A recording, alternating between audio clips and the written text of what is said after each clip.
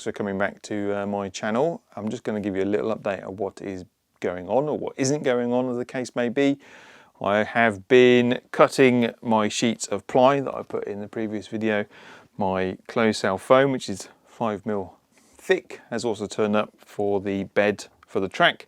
I've ordered some Pico Code 100 set track effectively. I've got 25 of those coming so I can run some nice perfectly straight hidden sidings. So that is all good apart from the track. Still waiting for the DCC Concepts foam track bed. That was apparently meant to be coming around September, which we're in now. So that's, as yet I'm still waiting for that to come through from Gauge Master. If you're interested, the foam was from a company called eFoam. Seems pretty reasonable, and that came quite quickly. So some of the other things I've been looking at was how to do the points over here, and I've got those as well.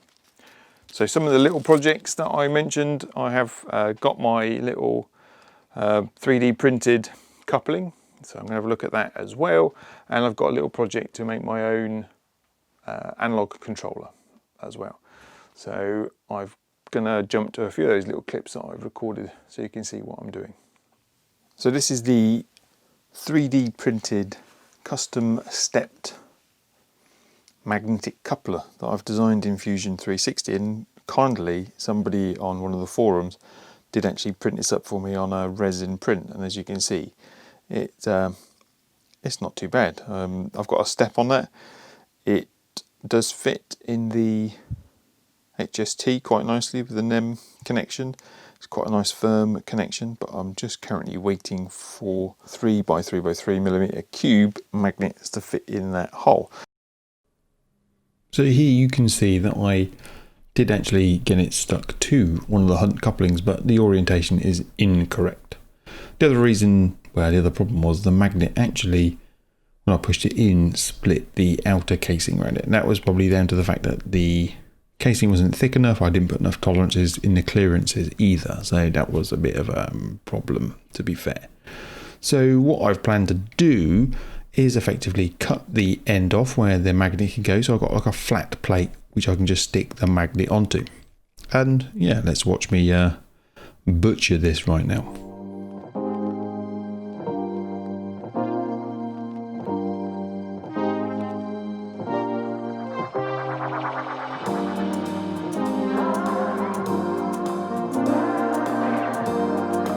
So one of the things I did realise, which is quite important, to have the orientation in the correct place. So using a little marker, I put a dot on the top to make sure that when I glued it, it was in the right orientation.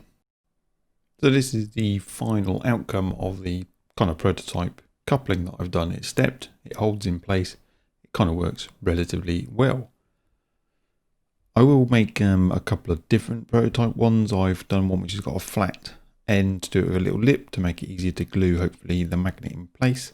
And I've also made a little change when I've got one which is fully enclosed. There's a lot more tolerances to it, so I'm hoping for those to be printed out and be able to have a look at those at some point soon.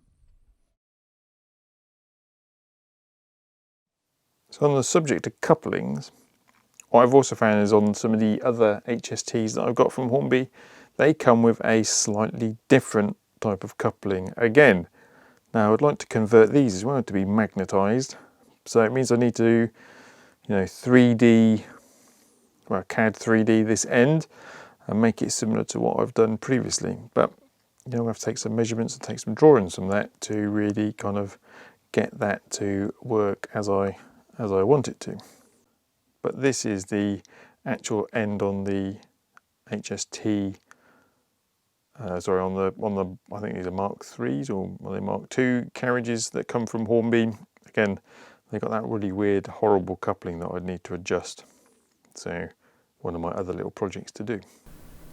Since recording that, I have actually in Fusion 360 gone off and sort of created one in 3D, and again, some kind person has decided that they will happily print those off for me, which is fantastic. So I hope to show those to you in the next video.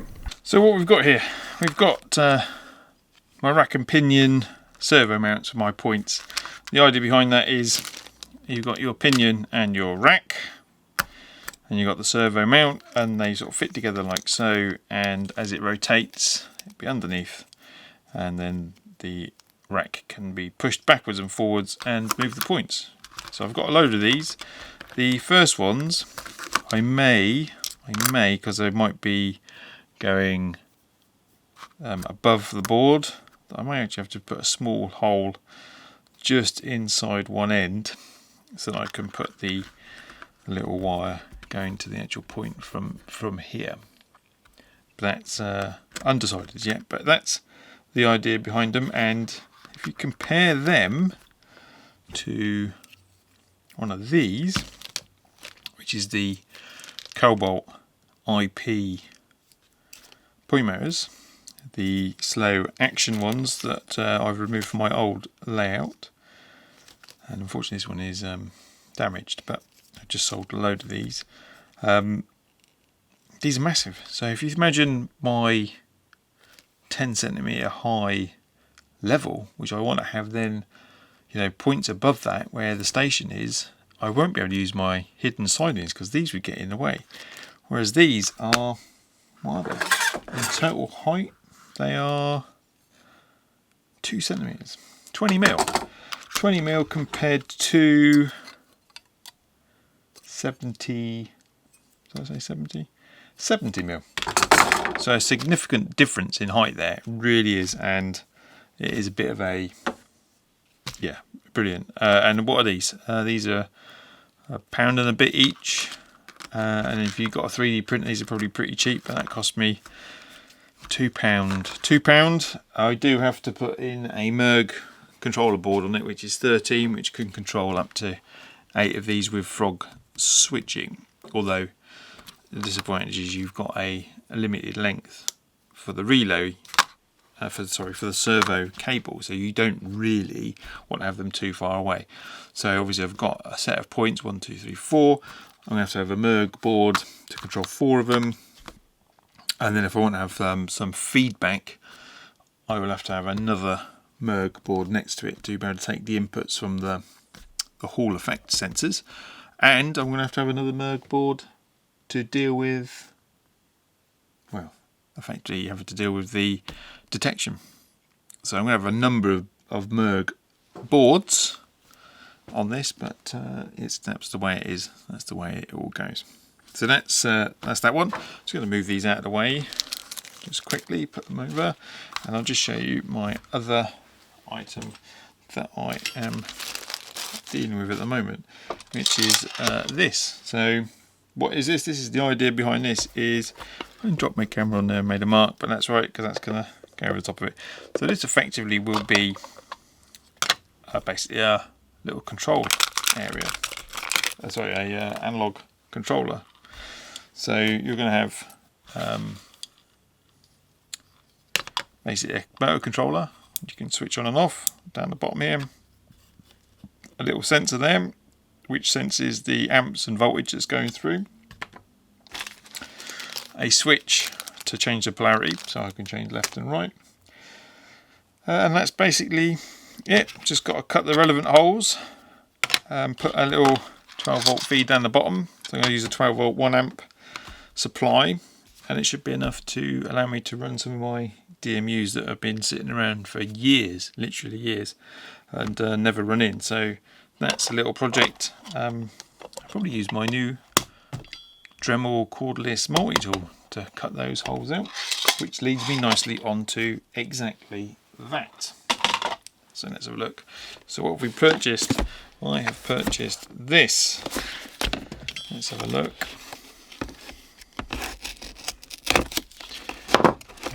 This came from eBay. It's £35. I'm not expecting a huge amount from it, and it's certainly not going to be a Dremel. But I did want something which was going to be portable. And let's have a look what's inside this. Turn it the right way around for a start. Move the glue out of the way. What have we got? We've got a dinky little Dremel. Just going to pop this to autofocus. Maybe, yeah, so I've got a dinky little Dremel. There's a 10.8 volt lithium ion battery in there. I guess you push it in here to pull it out. Yep, got a little charging dock for it as well, which is quite nice. Can only go in one way, he says. Took me 3 attempts to get it in, but yep, that's it.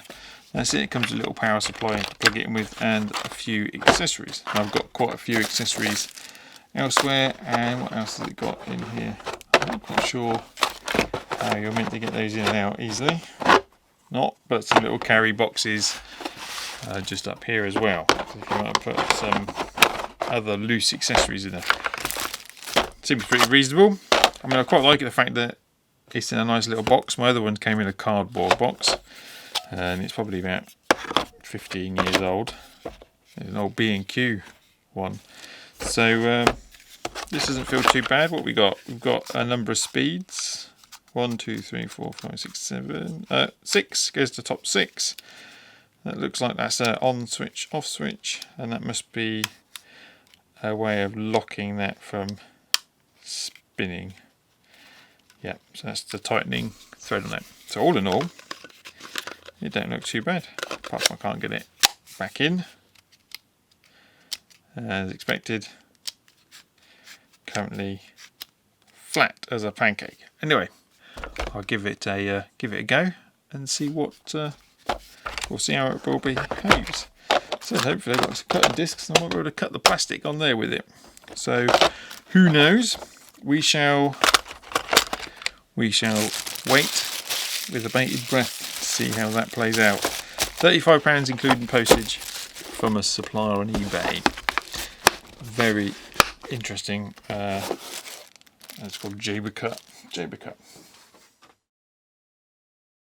So I'm going to leave you with a little bit of the Realtrack Class 143 that I had for a brief period. It came out of the box. I played with the sound. I ran it around my track this one time and then it stopped. So last year I sent it back to Realtrack to have a look at and it has never returned. I have emailed Charlie and done various phone calls, but I'm just trying to get it back because even if it doesn't work, I'll have the sound chip out of it and I'll put it in one of my other locos. Anyway, if you enjoyed the video, then do hit the subscribe button. That'd be great. Hit the like if you enjoyed it and hit the notification bell to be told of future videos which I publish on YouTube. Once again, thanks very much. Keep yourself safe, keep yourself well. It's goodbye from me for now. Bye.